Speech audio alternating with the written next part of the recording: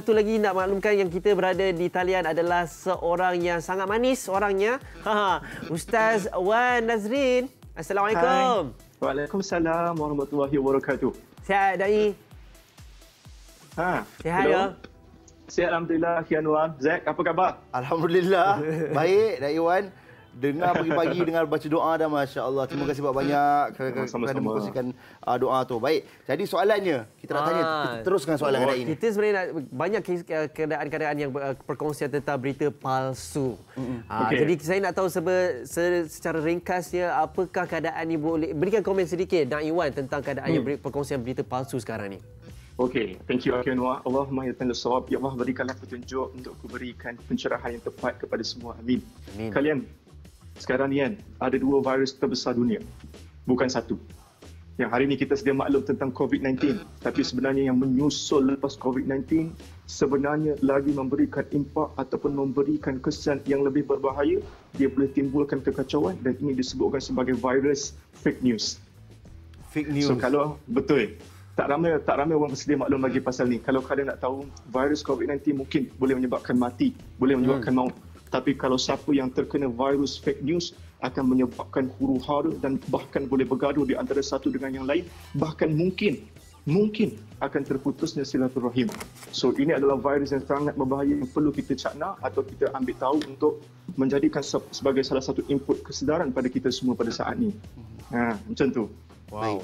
Jadi macam, yelah, cakap pasal fake news kan, sejak COVID-19 ni, pelbagai bentuk perkongsian yang selalu kita nampak dekat sosial media, terutama sekali kata pasal kiamat lah dan sebagainya. Kiamat, ramai yang menunggu tu, bukan Jumaat ni, Jumaat depan kiamat. So macam mana, apa pendapat Dai Wan? Zack, such a beautiful question, Zack. Thank you, Zack. Kalau ikutkan Zack, saya teringat kalau kita telusuri hadis Nabi, ada satu hadis yang panjang dalam matan Arba'in yang dikarang oleh Imam An-Nawawi, hadis nombor 2. Di hujung hadis tu, hadis ini disampaikan oleh Sayyidina Umar. Kalau ikutkan di saat soalan yang keempat, ketika malaikat Jibril alaihi wassalam datang bertemu lutut dengan Nabi, malaikat Jibril tanya dekat Nabi, fa akhbirni anis sa'ah, maka kabarkan kepada aku tentang bilakah akan berlakunya hari kiamat. Tahu apa jawapan Nabi? Mal mas'ulu anha bi'a'lama minas sa'il. Kata Nabi SAW, yang ditanya ni lebih lagi tak tahu daripada yang ditanya. Maknanya kata Nabi pun tak tahu bilakah akan berlakunya hari kiamat. Dan soalan tu datang daripada malaikat Jibril. Malaikat Jibril pun tak tahu bilakah akan berlakunya kiamat. Siapa ni? Ni malaikat Jibril tau. Duduk dekat Baitul Ma'mur yang dekat dengan Allah. Tapi still dirahsiakan oleh Allah akan bilakah berlakunya hari kiamat. Kalian nak tahu tak? Zack, Akhi Anwar, kalian nak tahu tak? Dan semua hadirin hadirat, kenapa rahsia tersingkapnya hari kiamat? Disyarahkan oleh ulama. Antaranya Imam Fakhruddin Ar-Razi. Kata beliau, kenapa Allah merahsiakan hari kiamat pada kita? Untuk kita bersiap sedia pada bila-bila masa. Wow. Tak perlu ada tarikh khusus untuk kita lakukan persiapan.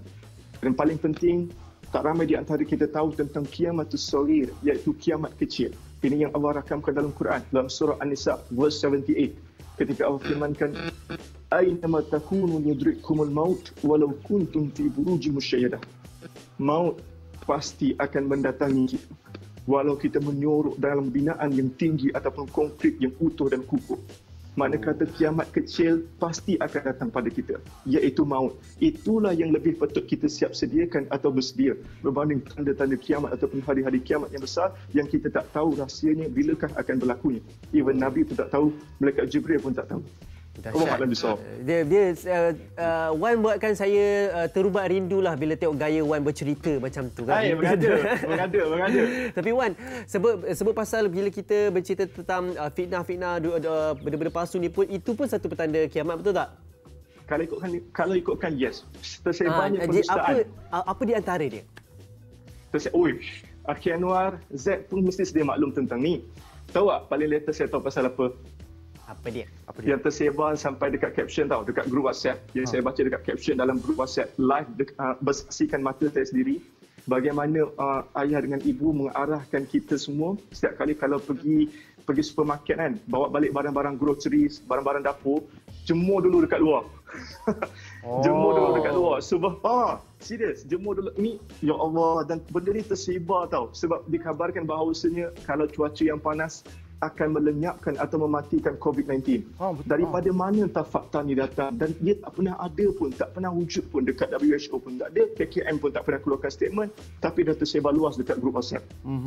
Tapi kan dari Iwan, kita nak tahulah bila benda-benda ni ditular dan sebagainya, sebenarnya apa kesan? Mungkin orang terlalu ambil remeh. Mungkin Iwan boleh kongsikan sedikit apakah sebenarnya kesan-kesan buruk jika fake news ni terus berterusan macam ni? Ya, Zack, thank you. Sebenarnya Zack, Allah dah rakamkan jawapan dalam Quran, Zack. Itulah pentingnya kita tadabbur Quran, Zack. Ketika Allah firmankan dalam surah Hujurat, verse number 12 ayat 12, halaman sebelah kanan bahagian atas. Ketika Allah firmankan, ya ayyuhallazina amanu in ja'akum, bukan tu yang tu betul. Ijtanibu katsiran minadh-dhanni inna ba'dadh-dhanni ithmun wa la tajassasu wa la ya'tab ba'dukum ba'dha. Okey. Macam ni ketika Allah firmankan dalam surah Hujurat verse number 6, ya ayyuhallazina amanu in ja'akum fasik, bila datang satu orang bawa berita fasik, bawa satu berita yang palsu, orang-orang yang fasik, fatabayyanu, Allah perintahkan kita semua untuk lakukan usul periksa. Allah bagi tahu di hujung ayat tu, antusibu qauman bijahalatin fatusbihu ala ma fa'altum nadimin.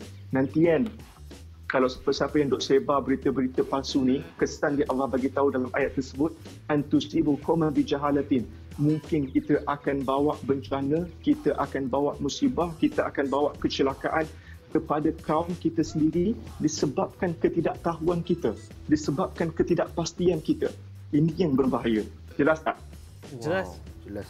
Good. Maknanya benda ni sebenarnya besar lah sebenarnya. Sebab itulah Iwan kata dua penyakit ni, COVID-19 ni satu, lagi satu ni penyakit fake news. Fake news ni lah. Tapi satu Wan, bila dah sebut itu dah daripada hadis dan Al-Quran, betul? Betul.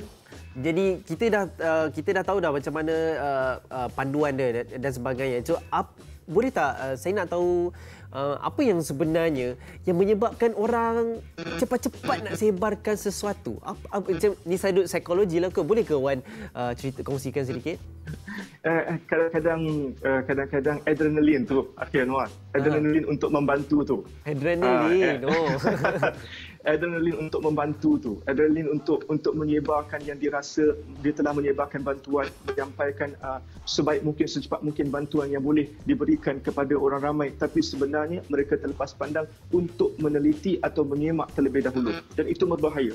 Sebab Nabi sebut dalam hadis riwayat Bukhari dan juga Muslim, kata Nabi SAW, barang siapa yang apa sahaja yang didengar, yang sampai saja pada dia, yang didengar, yang didapatkan, lantas disebarkan, maka kata Nabi dia merupakan seorang pendusta.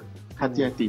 Kalau tak nak terjatuh dalam golongan yang Nabi sebutkan sebagai pendusta, jadi jangan senang-senang sewenang-wenangnya sampaikan apa sahaja yang kita dengar. Maka hati-hati dengan tu. Okey? Wow. Baguslah sebenarnya benda ni. Kita kadang-kadang kita ingat benda ni benda-benda remeh. Tapi bila kita dengar penjelasan macam ni, memang kita rasa kita kena stop. Jangan sebab itulah katanya apa Anwar, al-fitnatu asyaddu minal qatil. Betul tak ada Iwan? Saya tahu begitu. Ayat tu literalnya sebenarnya ada sebab nuzul dia. Tapi bolehlah pakai literal. Tapi kalau nak pakai secara umum, bolehlah. Tapi sebenarnya ada perincian dia yang lebih detail tentang ayat tu. Okey. Tapi PKP kita kena jumpa lah Iwan ni. Itulah Zal. Lepas ni lah. Lepas ni lah. Lepas PKP lah. Okey, Wan, ada tak lebih, tadi kita dah lihat banyaknya daripada surah Hujurat, banyak perkongsian hadis dan sebagainya.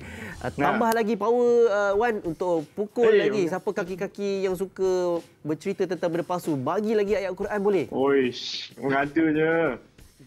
Okey, tujuan kita sampaikan ayat Quran ni, Akhil Anwar dan Zack, adalah untuk kita meletakkan darjat Allah ataupun Allah di sisi yang tinggi, dan kita nak tunjukkan betapa revelation of Allah, wahyu Allah mendatangkan ribuan hikmah dan mendatangkan ribuan kesedaran pada kita. Okey, ayat Quran didatangkan pada kita untuk kita mencari hikmah, bukan untuk menghukum. Take it. Okey, satu, dua. Ketika Allah firmankan dalam surah Hujurat verse nombor 12 tu, ketika Allah firmankan ya ayyuhallazina amanu ijtanibu katsiran minadh-dhann, wahai orang-orang yang beriman, Allah seru orang-orang yang beriman, ijtanibu katsiran minadh-dhann, jauhilah kita daripada banyak melakukan prasangka atau bersangka-sangka. Inna ba'dadh-dhanni ismun, sesungguhnya sebahagian daripada sangka-sangka itu akan menjadi dosa. Wala tajassasu wala ya'tab ba'dukum ba'dha. Ini Allah perincikan. Macam mana bila kita sangka-sangka ni, kita terlibat dengan berita-berita palsu, berita yang tak pasti, berita yang syubhah, berita yang ragu-ragu. Kita akan start tercari-cari tau. Kita cari-cari mana lagi, mana lagi. Kita masih mencari-cari ni, kita hold sekejap boleh, Wan? Cantik sangat tu. Sebab kita nak break, kita akan kembali bersama dengan Da'i Wan, tapi kita akan berehat sebentar.